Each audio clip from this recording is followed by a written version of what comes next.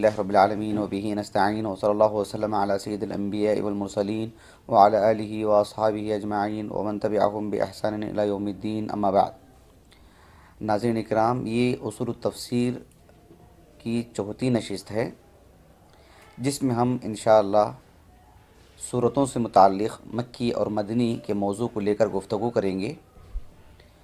مکی اور مدنی سے متعلق بات یہ ہے کہ قرآن مجید ایک ایسی کتاب ہے جو ایک ساتھ نازل نہیں ہوئی ہے پچھلے آسمانی کتابوں کی طرح، بلکہ یہ وقفے کے ساتھ دھیرے دھیرے کر کے 23 سال کی مدت میں مکمل طور پر نازل ہوئی ہے۔ اللہ تعالیٰ نے قرآن مجید میں فرمایا سورۃ بنی اسرائیل میں، وَقُرْآنًا فَرَقْنَاهُ لِتَقْرَأَهُ عَلَى النَّاسِ عَلَى مُكْثٍ وَنَزَّلْنَاهُ تَنزِيلًا، کہ ہم نے جو قرآن نازل کیا ہے اس کو دھیرے دھیرے کر کے ہم نے نازل کیا ہے تاکہ آپ وقفے سے لوگوں کو پڑھ کر کے سنائیں، علی مکث، ایک وقت کے ساتھ۔ تو آپ علیہ الصلوۃ والسلام پر قرآن مجید جو نازل ہوا ہے وہ 23 سال کی مدت میں بالکل وقفے کے ساتھ نازل ہوا ہے۔ اہل علم نے اسی بنیاد پر اس کو 2 حصوں میں تقسیم کیے ہیں، کچھ صورتوں کو مکی کہا اور کچھ صورتوں کو مدنی صورت کہا۔ مکی اور مدنی صورتوں سے متعلق عمومی طور پر دیکھا جاتا ہے کہ عامۃ الناس میں جو ایک خیال پایا جاتا ہے وہ یہ کہ جو صورتیں مکے میں نازل ہوئیں وہ مکی اور جو صورتیں مدینے میں نازل ہوئیں وہ مدنی صورتیں ہیں۔ یہ عمومی طور پر لوگوں کے علم میں یہی بات ہے، جبکہ یہ بات درست نہیں ہے۔ درست بات یہ ہے کہ وہ آیتیں یا وہ صورتیں جو ہجرت سے پہلے نازل ہوئیں وہ مکی صورتیں ہیں، اور جو آیتیں یا جو صورتیں ہجرت کے بعد نازل ہوئیں وہ مدنی صورتیں ہیں۔ اس کی ایک دلیل آپ کے پیش نظر ہے، وہ یہ ہے کہ صحیح بخاری کی حدیث ہے کہ ایک یہودی نے عمر بن خطاب رضی اللہ عنہ سے کہا تھا کہ دیکھو تم اس دن کو عید کا دن کیوں نہیں بنا لیتے جس دن سے متعلق اللہ تعالیٰ نے کہا۔ سورۃ المائدہ کی آیت نمبر ہے، سورۃ المائدہ کی آیت ہے، الیوم اکملت لکم دینکم واتممت علیکم نعمتی ورضیت لکم الاسلام دینا، آج میں نے تمہارا دین مکمل کر دیا ہے۔ یہ جو آیت کریمہ ہے اس یہودی نے کہا تھا کہ اس دن کو تم عید کا دن کیوں نہیں بنا لیتے، ایک خوشی کا دن ہو کہ بھئی اللہ تعالیٰ کا پیغام مکمل ہو چکا ہے۔ اب ذرا عمر بن خطاب رضی اللہ عنہ کا جواب سنیے۔ عمر بن خطاب رضی اللہ عنہ نے کہا کہ دیکھو میں جانتا ہوں کہ وہ آیت کہاں نازل ہوئی، وہ آیت عرفات میں نازل ہوئی۔ میں جانتا ہوں کہ وہ آیت کس دن نازل ہوئی، وہ جمعہ کا دن تھا، اور اس طرح کی وہ ساری چیزیں بتلائے کہ دن کون سا تھا، جگہ کون سی تھی، اللہ کے رسول کہاں تھے صلی اللہ علیہ وسلم۔ لیکن اس کے باوجود بھی ہم عید کا دن نہیں بناتے، کیوں؟ اس لیے کہ ہمارے پاس دین مکمل ہو گیا، تو ہمارے دین میں 2 ہی عیدیں ہیں، تو جب دین مکمل ہو گیا تو تیسری عید بنائیں گے کیسے؟ ہم سب جانتے ہیں، لیکن کیسے عید کا دن بنا لیں اس کو؟ اب غور طلب بات کیا ہے ہمارے اس موضوع سے متعلق کہ الیوم اکملت لکم دینکم واتممت علیکم نعمتی ورضیت لکم الاسلام دینا، یہ آیت کریمہ سورۃ المائدہ کی آیت کریمہ ہے، اور بالاتفاق سورۃ المائدہ مدنی صورت ہے۔ لیکن یہ آیت کہاں نازل ہوئی؟ مدینے میں نہیں، مکے میں نازل ہوئی، عرفات میں۔ عرفات مکے میں ہے، حدود حرم سے باہر ہے لیکن مکے میں ہے۔ اب اندازہ لگائیے، ایک آیت کریمہ مکے میں نازل ہوتی ہے لیکن وہ مدنی صورت میں ہے، کیوں؟ اس لیے کہ ہمارے پاس مدنی صورت ہم جب کہتے ہیں تو اس کا مطلب یہ ہوتا ہے کہ ہجرت کے بعد نازل ہو، بھلے ہی وہ مکے میں نازل کیوں نہ ہو جائے، لیکن بس ہجرت کے بعد۔ اب یہاں ہم آپ کو اسی سے جڑی ایک اور بات بتلائیں گے کہ مکی صورتوں اور مدنی صورتوں میں کیا فرق ہے۔ مکی صورتوں اور مدنی صورتوں میں جو فرق ہے وہ 2 چیزیں آپ کے سامنے رکھی جائیں گی، 2 چیزوں کو رکھ کر کے فرق بتلایا جائے گا۔ ایک ہوتا ہے اسلوب، بات پیش کرنے کا انداز، مکی صورتوں میں کچھ اور ہے، مدنی صورتوں میں کچھ اور ہے۔ دوسری بات ہے موضوعات، ٹاپک۔ مکی صورتوں میں کیا ہے، مدنی صورتوں میں کیا ہے، یہ فرق ہے، یہ آپ کے پیش نظر ہونا چاہیے۔ سب سے پہلے ہم لیتے ہیں اسلوب کو۔ جہاں تک اسلوب اور بات پیش کرنے کا جو انداز ہے، آپ دیکھیے مکے میں عمومی طور پر مکی جو صورتیں ہیں، مکی جو آیات ہیں، اس میں اسلوب میں بڑی قوت، خطاب میں بڑی شدت، اس لیے کہ جن لوگوں سے خطاب کیا جا رہا تھا ان میں کی بڑی تعداد کافروں کی، مشرکوں کی، تکبر کرنے والوں کی، دنیا پرست کی، اور ان کے لیے ایسے ہی خطاب کی ضرورت تھی، ان کے لیے ایسے ہی خطاب کی ضرورت تھی۔ تو عمومی طور پر آپ مکی صورتوں میں دیکھیں گے کہ خطاب میں کافی سختی نظر آئے گی، اس میں شدت نظر آئے گی، اس لیے کہ مخاطبین ایسے ہی تھے تو ان کے موافق اسلوب اختیار کیا گیا۔ مثال کے طور پر آپ سورۃ المدثر دیکھ لیجئے۔ سورۃ المدثر کا آپ شروع کا حصہ پڑھتے جائیں گے تبھی آپ کو اندازہ ہو جائے گا کہ ظاہری طور پر کس قدر اس میں سختی نظر آ رہی ہے۔ سورۃ القمر پڑھ کے دیکھیے آپ، اس میں دیکھیے آپ کہ کس طرح سے اس میں باتیں پیش کی جا رہی ہیں، اس لیے کہ مکے میں اس طرح کے لوگ زیادہ تھے، جو متکبرین قسم کے لوگ، ان کے لیے اس طرح کا اسلوب اختیار کیا گیا۔ آپ اس کے بجائے مدنی صورتوں میں دیکھیے، اسلوب میں نرمی کا پہلو زیادہ نظر آئے گا آپ کو، خطاب میں بڑی آسانیاں آپ کو دکھائی دیں گی، اس لیے کہ مدنی آیتیں ایسی ہیں ان لوگوں سے متعلق کہی گئیں جو کہ اہل ایمان تھے، جن کے پاس تابعداری کا جذبہ تھا۔ اللہ تعالیٰ کی کوئی بات آ جاتی تو اسے عمل میں لانے کے لیے دیر نہیں لگاتے، تو پھر ایسے لوگوں کے لیے ایک دم بالکل نرم اسلوب اختیار کیا گیا، بآسانی باتیں پیش کی گئیں۔ یہ اہل علم نے کتاب مکی صورتیں اور مدنی صورتوں کو سامنے رکھ کر کے اسلوب سے متعلق بات پیش کی ہیں۔ دوسری چیز یہ ہے اسلوب سے متعلق کہ مکی صورتوں میں عمومی طور پر آیتیں چھوٹی چھوٹی ہیں، آیتیں چھوٹی چھوٹی ہیں اور بات بڑی پختگی کے ساتھ، بڑی عمدگی کے ساتھ، دل کو چھو جانے والا انداز ہے۔ الحاقۃ ما الحاقہ وما ادراک ما الحاقہ۔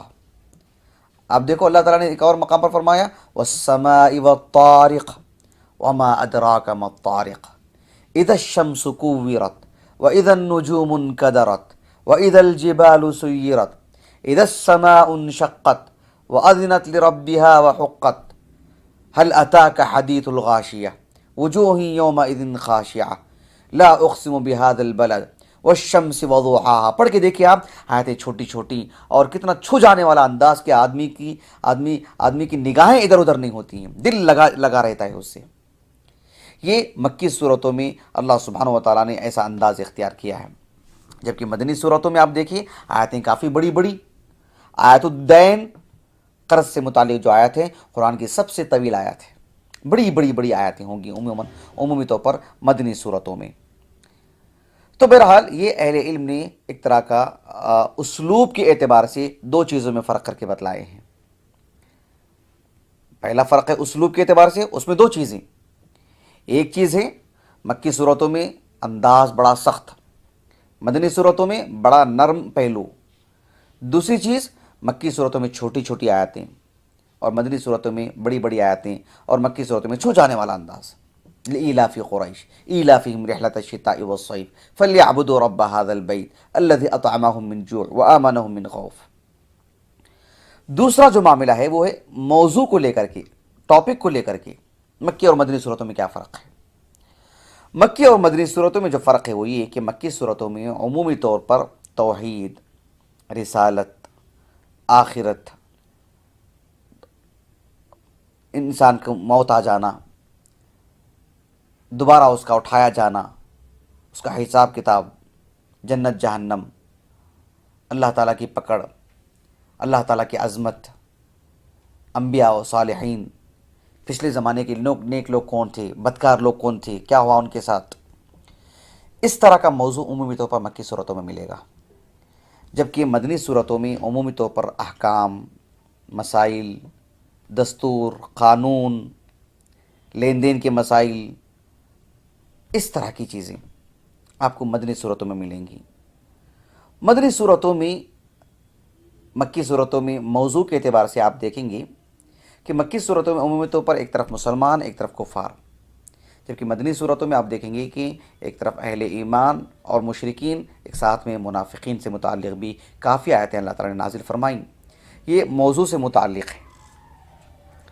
اب چلیے اسی سے جڑی ایک اور بات آپ کو سنا دیتے ہیں، وہ یہ کہ مکی صورت، مدنی صورت، اس کی جانکاری حاصل ہو جانے کے بعد کیا فائدہ ملے گا، کیا فائدہ ہوگا اس کا؟ اس کے بہت سارے فائدے ہیں۔ اس کا ایک فائدہ یہ ہوگا کہ اس میں اللہ سبحانہ و تعالیٰ نے کس انداز میں خطاب کیا ہے وہ آپ کو معلوم ہوگا، کہ کفار ہوں تو ان کے ساتھ کیسے، سربراہ جو لوگ تھے، قائد قسم کے لوگ، لیڈر قسم کے لوگ، ان کے ساتھ اللہ نے کیسے کلام کیا، معاشرے میں کچھ غنڈے قسم کے لوگ ہوتے تو اللہ نے ان کے ساتھ کیسے کلام کیا، معاشرے کے ایسے لوگ جو اللہ سبحانہ و تعالیٰ کے دین کو سمجھنا چاہتے ہیں لیکن ان کے لیے کوئی آڑ بن جا رہا ہے، اللہ نے ان کے ساتھ کیسے خطاب کیا۔ قرآن مجید نے ایسے لوگوں کے ساتھ کیسے خطاب کیا جن کو مال کا نشہ تھا، جن کو عہدے کا نشہ تھا، اللہ نے ان کے ساتھ کیسا خطاب کیا۔ تو یہ چیز آپ کو دیکھنے کو ملے گی جب آپ مکی اور مدنی صورتوں میں فرق محسوس کریں گے۔ دوسری چیز یہ ہے کہ مکی اور مدنی صورتوں میں آپ دیکھیں گے کہ اللہ سبحانہ و تعالیٰ نے شریعت جو نازل کی ہے وہ تدریج، یعنی دھیرے دھیرے دھیرے کر کے، ایک ساتھ پوری شریعت نہیں اتار دی اللہ نے۔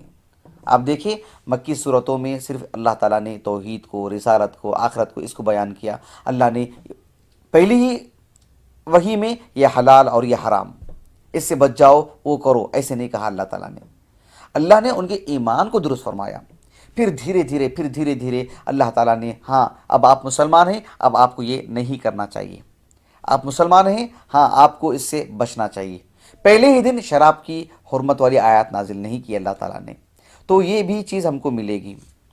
ساتھ میں ایک چیز ہم کو یہ بھی معلوم ہوتی ہے، تیسری چیز، اللہ سبحانہ و تعالیٰ نے دعات کی، مبلغین کی، جو لوگوں کی اصلاح کرتے ہیں ان کی، اللہ تعالیٰ نے ان کی بھی تربیت کی۔ یہ مکی مدنی صورتوں کو جاننے کا فائدہ۔ ایک داعی کو معلوم ہونا چاہیے کہ میں کسی کی تربیت کروں تو پہلے کیا کہوں، بعد میں کیا کہوں، اس کے بعد کیا کہوں، اس کے بعد کیا کہوں۔ جیسے لوگ کیا کرتے ہیں عمومی طور پر، کسی غیر مسلم کے پاس جاتے ہیں اسلام کی دعوت دینے کے لیے، ہاں آپ کو یہ کرنا ضروری ہے، آپ کو پردہ کرنا بالکل ضروری ہے، کسی خاتون سے بتانا ہو، کسی مرد سے کہنا ہو نہیں آپ کو داڑھی چھوڑنا ہی ہے، آپ کو وہ بعد میں کہیے نا، آپ پہلے آپ توحید بتلا دیجئے، نہیں آپ کو یہ سب چھوڑ دینا پڑے گا، آپ بیڑی نہیں پی سکتے، آپ شراب نہیں پی سکتے، وہ آپ بعد میں کہیے، پہلے اسلام کی دعوت دیجئے۔ یہ کب ہوگا؟ جب مکی مدنی صورتوں کو جاننے سے یہ نتیجہ اس کو ملے گا کہ مکی صورتوں میں اللہ نے ایسی باتیں حلال حرام کی نہیں کہی ہیں۔ تو دعوت و تبلیغ کے دوران سب سے پہلے کیا باتیں کہنی چاہیے؟ وہ باتیں آنی چاہیے، پھر جب وہ اچھی طرح پختہ ہو جائے پھر آپ اسے دیگر باتیں سامنے رکھیں۔ یہ مکی مدنی جو صورتیں ہیں، آیتیں ہیں، ان کو جاننے کا فائدہ ہے۔ ایک چوتھا فائدہ یہ ہے کہ مکی صورتیں، مدنی صورتوں کو جاننے کا ایک فائدہ، چوتھا فائدہ یہ ہے کہ اس میں کون سی آیت ناسخ ہے، کون سی آیت منسوخ ہے، وہ بھی معلوم ہوتی ہے بات۔ کیسے؟ ناسخ کا مطلب یہ ہوتا ہے کہ جو آیت اللہ نے پہلے نازل کی اب اس کا حصہ ختم، اب جو آیت نازل ہوئی ہے اب وہ اصل میں باقی رہے گی، وہ حکم باقی رہے گا۔ وہ کیسے معلوم ہوگا؟ جب ہم معلوم کریں گے بھئی یہ مکی صورتیں ہیں اور یہ مدنی صورتیں ہیں، مکی صورتیں پہلے کی ہیں، مدنی صورتیں بعد میں نازل ہوئی، تو وہ پہلا حکم تھا، یہ بعد کا حکم ہے، تو یہ اصل حکم مانا جائے گا اسلام کا۔ یہ مکی صورتوں اور مدنی صورتوں کو جاننے کے یہ فوائد ہیں۔ ہمارے اس موضوع سے متعلق ایک اور بات وہ یہ ہے کہ قرآن مجید دھیرے دھیرے کر کے نازل ہوا، اس میں کیا حکمت ہے؟ اللہ تعالیٰ نے ایک ساتھ قرآن کو نہیں نازل کیا جیسے تورات اور انجیل کو نازل کیا، قرآن مجید کو الگ ہی سے نازل کیا اللہ تعالیٰ نے، الگ انداز میں، وہ ہے دھیرے دھیرے کر کے۔ اس میں جو حکمتیں ہیں، بہت ساری حکمتیں ہیں، اس میں کی ایک حکمت یہ ہے کہ دھیرے دھیرے نازل کر کے اللہ کے رسول کے دل کو مضبوط کرنا مقصود تھا۔ اللہ تعالیٰ نے قرآن مجید میں فرمایا سورۃ الفرقان میں، وقال الذين كفروا لولا نزل عليه القرآن جملة واحدة کذالک لنثبت به فؤادک ورتلناہ ترتیلا ولا یأتونک بمثل الا جئناک بالحق واحسن تفسیرا. یعنی اے اللہ کے رسول، یہ کفار پوچھتے ہیں، یہ کفار کہتے ہیں کہ قرآن ایک ساتھ کیوں نہیں نازل ہوا؟ ہم نے ایک ساتھ اس لیے نازل نہیں کیا تاکہ آپ کے دل کو ہم مضبوط کرنا چاہتے ہیں. کیسے؟ دھیرے دھیرے نازل کر کے. ہم تھوڑا تھوڑا نازل کر کے ہی آپ کو مضبوط کرنا چاہتے ہیں، اور ہم ایک ساتھ اچانک نازل کر کے لوگوں پہ بوجھ نہیں ڈالنا چاہتے ہیں، دھیرے دھیرے نازل کرنا چاہتے ہیں. یہ ہمارا مقصود ہے. ایک فائدہ یہ ہے اس کا دھیرے دھیرے نازل کرنے کا. قرآن مجید کے دھیرے دھیرے نازل کرنے کا ایک دوسرا فائدہ یہ ہے، دوسری حکمت یہ ہے، تاکہ لوگ بآسانی قرآن کو سمجھ سکیں، قرآن کو یاد کر سکیں. لوگوں کو معلوم ہو کہ پہلے اتنا حصہ جان لیں، پھر اتنا حصہ جان لیں، پھر اچانک ایک بات معلوم ہوئی وہ اس کو جانیں، پھر اچانک، اس طرح سے دھیرے دھیرے تھوڑا تھوڑا کر کے یاد کریں، سہولت کے ساتھ، آسانی کے ساتھ، وقت کے ساتھ. اللہ تعالیٰ نے قرآن مجید میں فرمایا کہ وَقُرْآنًا فَرَقْنَاهُ لِتَقْرَأَهُ عَلَى النَّاسِ عَلَى مُكْثٍ وَنَزَّلْنَاهُ تَنزِيلًا. یہ سورۃ الاسراء کی آیت ہے کہ ہم نے قرآن کو بالکل الگ الگ کر کے وقت کے ساتھ نازل کیا تاکہ آپ لوگوں پر ایک وقت لے کر کے قرآن پڑھیں، وقت کے ساتھ قرآن پڑھیں، ان میں سمجھائیں. ایک تیسرا فائدہ یہ ہے قرآن مجید کے دھیرے دھیرے نازل ہونے کا، وقت کے ساتھ نازل ہونے کا، وہ یہ ہے تاکہ جو ایک مسلمان کی ہمت ہے، ایک مسلمان کی سوچ ہے، ایک مسلمان جو ایکٹیو رہتا ہے، اس کے اندر اضافہ کرنا مقصود ہوتا ہے، اس کو چاق و چوبند اور اسے چست بنانا مقصود ہوتا ہے، اسے نشیط بنانا مقصود ہوتا ہے. جیسے مثال کے طور پر دیکھیے، ام المومنین عائشہ رضی اللہ عنہا پر ایک الزام لگا دیا گیا، والعیاذ باللہ، کہ آپ سے ایسا گناہ ہوا ہے. 1 ماہ تک وحی کا سلسلہ رکا رہا. پھر اس کے بعد آیات الافک سے متعلق آیات نازل ہوئیں. اب دیکھیے، ایک طرح کا انسان نشیط ہو جاتا ہے. ام المومنین عائشہ رضی اللہ عنہا کی خوشی کا کوئی ٹھکانہ نہیں تھا. اللہ کے رسول کافی خوش ہو گئے صلی اللہ علیہ وسلم. مسلمانوں میں ایک خوشی کا ماحول بن گیا. تو گویا کہ مزید ایمان میں ولولہ اور جذبہ پیدا ہو جاتا ہے اس طرح کی چیزوں سے.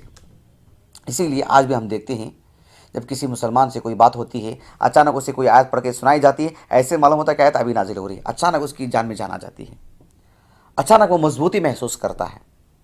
تو بہرحال دھیرے دھیرے قرآن نازل ہونے کے یہ سب مقاصد ہیں. ایک اور حکمت یہ ہے قرآن مجید کو دھیرے دھیرے نازل کرنے کے سلسلے میں، وہ یہ تاکہ اللہ سبحانہ و تعالیٰ کی شریعت میں تدرج ہو، یعنی وقت کے ساتھ مرحلہ بمرحلہ. جیسے ایک چھوٹا بچہ ہے، وہ LKG میں پڑھے گا، پھر اس کے بعد کے مرحلے میں، پھر پہلی کلاس میں، پھر دوسری کلاس میں. اسے اچانک 8ویں اور 9ویں کلاس میں نہیں بٹھایا جاتا، اچانک اسے کالج نہیں بھیجا جاتا. اس کی نہ اتنی عمر ہے، نہ سمجھنے کی اس کے پاس قوت ہے، نہ اس کے اندر وہ صبر ہوگا. ظاہر بات ہے، سب سمجھتے پوری دنیا کے لوگ. اللہ تعالیٰ بھی اپنی اس شریعت کو دھیرے دھیرے نازل کیا تاکہ لوگ اس کو لینے میں آسانی سے لے سکیں.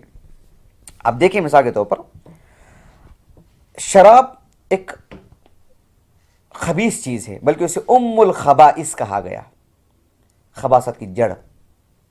لیکن اللہ تعالیٰ نے اسے ایک ہی مرحلے میں حرام نہیں قرار دیا، بلکہ اللہ تعالیٰ نے سب سے پہلے آیت نازل فرمائی، وَيَسْأَلُونَكَ عَنِ الْخَمْرِ قُلْ فِيهِمَا إِثْمٌ كَبِيرٌ وَمَنَافِعُ لِلنَّاسِ وَإِثْمُهُمَا أَكْبَرُ مِن نَفْعِهِمَا. سورۃ البقرہ کی آیت ہے. اللہ نے کہا کہ اللہ کے رسول آپ سے شراب سے متعلق سوال کرتے ہیں، آپ کہہ دیجئے کہ اس میں گناہ بھی ہیں، اس میں لوگوں کے لیے فوائد بھی ہیں، لیکن اس میں کہ جو فوائد ہیں ان فوائد سے کہیں زیادہ اس میں کے نقصانات ہیں، کہیں زیادہ. پہلے یہ بات بتلا دی گئی کہ شراب میں فوائد بھی ہیں لیکن نقصانات زیادہ ہیں، حرام ہے ایسا نہیں کہا گیا، صرف ایک اطلاع دی گئی کہ دیکھو، سوچو، غور کرو، کیا ہے دیکھو اس میں. اب ظاہر بات ہے لوگ غور کریں گے اس میں، ارے فوائد بھی ہیں لیکن اللہ تعالیٰ تو اس میں زیادہ خبیث چیزیں بتلا رہا ہے اس میں اللہ تعالیٰ. ایک مرحلہ. پھر ایک اور مرحلہ آیا، اللہ نے سورہ نساء کی آیت نازل فرمائی، یا ایھا الذین آمنوا لا تقربوا الصلاۃ وانتم سکارى، اے وہ لوگوں جو ایمان لائے ہو، نشہ کے حالت میں نماز پڑھنے کے لیے مت آؤ. گویا کہ یہ بات بتلانا مقصود تھا کہ دیکھو ایک بری چیز ہے یہ، نماز پڑھنے کے لیے سب مت کیا کرو. آپ 2 رکعت نماز پڑھنا چاہتے ہیں شراب کی حالت میں نہیں، آپ اچھی حالت میں ہوں، آپ سے یہ نشہ جا چکا ہو، اب ہوش و حواس میں ہو تب پڑھیں. ظاہر بات ہے دل پہ گرا گزرتی ہے بات, ارے بھائی میرے سے یہ بات نہیں ہو پا رہی, مجھے تو بارہا نماز پڑھنا ہے, مجھے فرائض کے علاوہ بھی نمازیں پڑھنا ہے مجھے. اب ایک طرح سے شراب سے متعلق برائی یوں بیان کی گئی. جب دھیرے دھیرے ماحول بنا تو اللہ نے پھر آیت نازل فرمائی سورۃ المائدہ کی, یا ایھا الذین آمنوا انما الخمر والمیسر والانصاب والازلام رجس من عمل الشیطان. کہا گیا کہ فاجتنبوہ, شراب کے سلسلے میں یہ ہے کہ یہ رجس ہے, یہ شیطان کا عمل ہے, بس رک جاؤ تو بس رک جاؤ, اب اس کے بعد نہیں پینا. یہ ایک مرحلے کے بعد اللہ تعالیٰ نے کہا, تب جا کر کے انہوں نے پورے شراب کی جو ہے وہ جو بوتلیں تھیں انہوں نے جو ہے پھوڑ کے رکھ دی, اور پورے ان مٹکوں کو جو انہوں نے الٹ دیا. یہ اس مرحلے میں جس دن اللہ کے رسول نے کہا کہ میں اللہ کا نبی ہوں, اس وقت شراب حرام ہے, یا ایھا الذین آمنوا, ایسی بات نہیں کی آپ نے کہ شراب حرام ہے, ایسی بات نہیں کی. ایک زمانہ لگا, 14-15 سال لگے اس کو حرام کرنے کے لیے. تو بہرحال یہ قرآن مجید کے دھیرے دھیرے نازل ہونے کے فوائد ہیں. اس سلسلے میں جو باتیں ہم نے آپ کے سامنے رکھی ہیں قرآن کی تفسیر سے متعلق اور قرآن کے تعارف سے متعلق اور بھی باتیں ہیں, انشاءاللہ ہم آنے والی نشست میں ان باتوں کو آپ کے سامنے رکھیں گے. اللہ تعالیٰ سے دعا ہے کہ اللہ تعالیٰ ہمیں جو باتیں سیکھ رہے ہیں اس کو جاننے اور اس پر عمل کرنے, اس کو لوگوں کو بتلانے توفیق عطا فرمائیں. آمین. السلام علیکم ورحمۃ اللہ وبرکاتہ. اس کے بعد الگ ہی موضوع شروع ہو.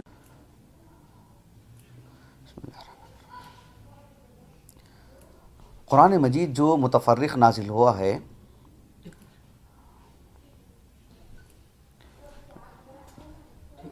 قرآن مجید جو متفرق نازل ہوا ہے,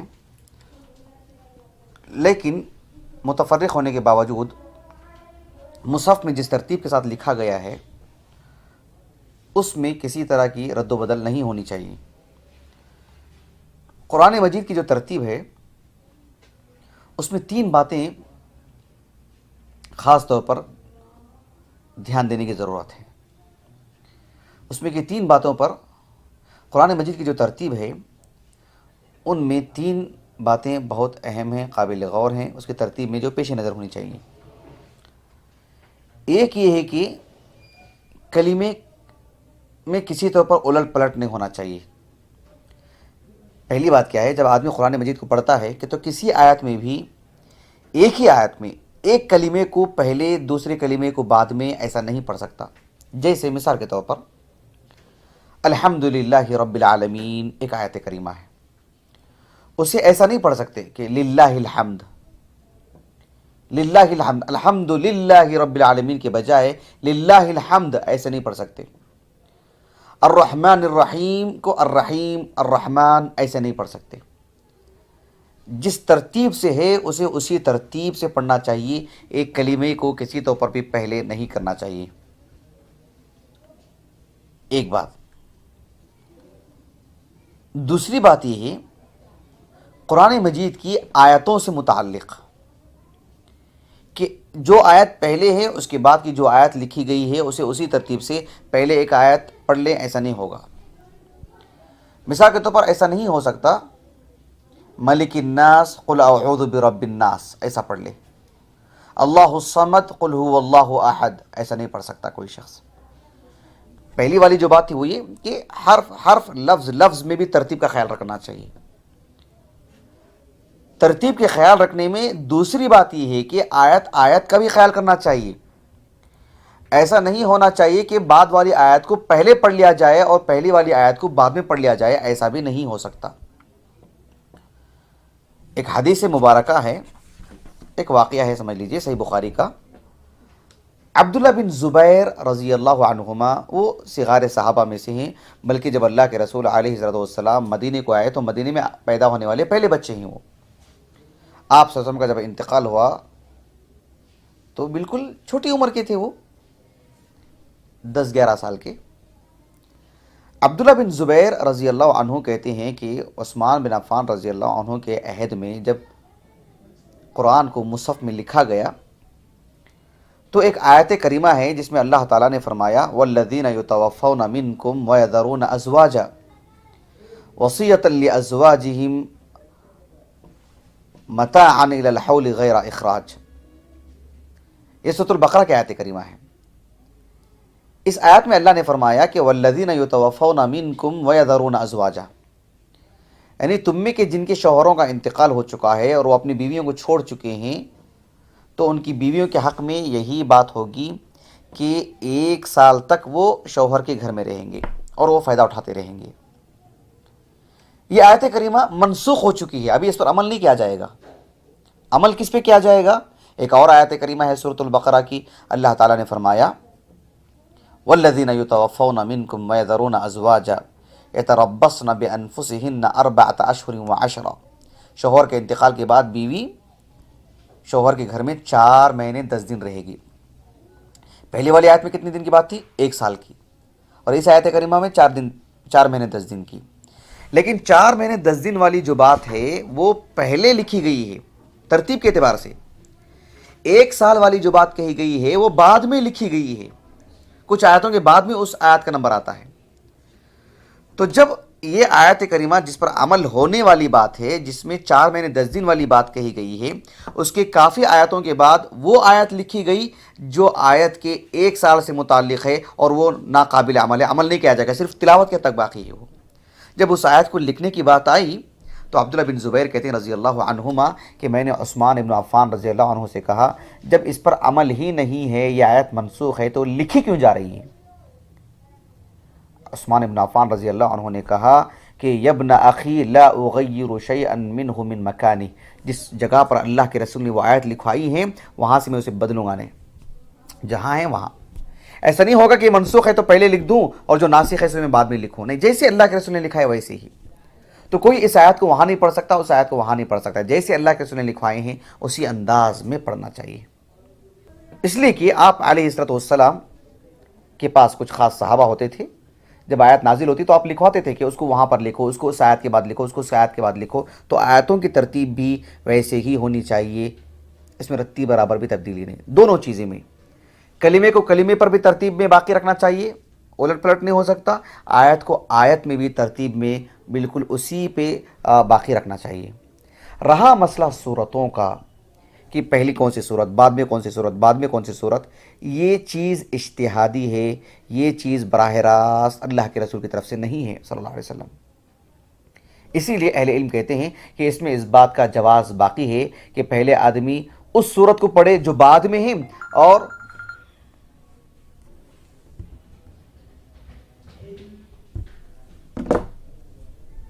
رہا معاملہ صورتوں کا، تو اس معاملے میں اہل علم نے کہا کہ ایک آدمی جو ترتیب کے اعتبار سے پہلی صورت ہے اسے بعد میں پڑھے، جو بعد میں لکھی گئی صورت ہے اسے ترتیب کے اعتبار سے پہلے پڑھے، اس کا جواز باقی ہے۔ صحیح بخاری کی حدیث ہے، حذیفہ رضی اللہ عنہ کہتے ہیں کہ آپ علیہ الصلوۃ والسلام قیام اللیل کے لیے کھڑے ہوئے، آپ نے پہلے سورۃ البقرہ کی تلاوت کی، پھر سورۃ النساء کی تلاوت کی، پھر سورۃ آل عمران کی تلاوت کی آپ نے۔ اسی طرح سے ہمیں کچھ اور بھی روایت ملتی ہیں۔ امام بخاری رحمہ اللہ نے ایک معلق روایت لے کر کے آئے کہ احنف کہتے ہیں رضی اللہ عنہ کہ وہ سورۃ الکہف کی ابتدائی آیتیں پڑھیں، پھر سورہ یوسف کو انہوں نے پڑھا، حالانکہ سورہ یوسف ترتیب کے اعتبار سے پہلے لکھا گیا ہے۔ تو صورتوں کے اعتبار سے اس بات کی گنجائش ہے کہ بعد والی جو صورت ترتیب میں ہے اسے آپ پہلے پڑھیں۔ مثال کے طور پر کوئی نماز میں پڑھنا چاہے، پہلے سورۃ الناس، دوسری رکعت میں سورۃ الفلق، گنجائش ہے اس کی، لیکن آیتوں میں یا لفظوں میں ایسی ترتیب میں الٹ پلٹ نہیں کر سکتا۔ اسی لیے شیخ الاسلام ابن تیمیہ رحمہ اللہ کہتے ہیں کہ جہاں تک مسئلہ مصحف کا ہے، صحابہ کے پاس جو مصحف تھے ہر ایک کی ترتیب الگ الگ تھی، کسی نے کچھ صورتوں کے بعد کوئی صورت، کوئی صورتوں کے بعد کوئی صورت، آیتوں میں اور لفظوں میں نہیں، صورتوں کے اعتبار سے ترتیب سب کے پاس بدلی ہوئی تھی۔ لیکن جب عثمان بن عفان رضی اللہ عنہ نے ایک مصحف کو باقی رکھا، سارے مصاحف کو جلا دیا، تو اسی کو باقی رکھا گیا تاکہ کسی طرح کا اختلاف برپا نہ ہو جائے۔ تو آج جو مصحف ہے ہمارے پاس موجود ہے، جہاں تک مسئلہ کلمے کا ہے، ترتیب باقی ہونی چاہیے۔ نمبر 2، آیتوں کی ترتیب باقی یوں ہی ہونی چاہیے۔ صورتوں سے متعلق اس بات کا علم ہونا چاہیے کہ اس کو چھیڑ چھاڑ کے طور پر ماحول خراب کرنے کے لیے، جس کے پاس علم نہیں ہے وہاں ایک طرح کا فساد برپا کرنے کے لیے، یا جن کے پاس کچا علم ہے وہاں ایسا کچھ کر دیں جس کی وجہ سے لوگ آزمائش میں مبتلا ہو جائیں، وہاں نہیں کرنا چاہیے۔ لیکن جہاں گنجائش معلوم ہونے کے حد تک علم ہو تو وہ یہ بات معلوم ہو جانی چاہیے کہ اس کی گنجائش باقی ہے۔ جہاں علمی ماحول ہے وہاں نماز میں بھی کوئی آدمی ایسا کر سکتا ہے، پہلے سورۃ الضحیٰ پڑھے پہلی رکعت میں اور دوسری رکعت میں سورۃ النبا پڑھ لے، اس کی پوری گنجائش ہے۔ اس میں فرق اگر آدمی کرتا ہے ترتیب میں اس طرح کے صورتوں کی، تو اس میں وہی چیز ترتیب میں جواز باقی ہے۔ اس کے بعد انشاءاللہ ہم ایک اور موضوع لے کر آپ کی خدمت میں حاضر ہوں گے۔ السلام علیکم ورحمۃ اللہ وبرکاتہ۔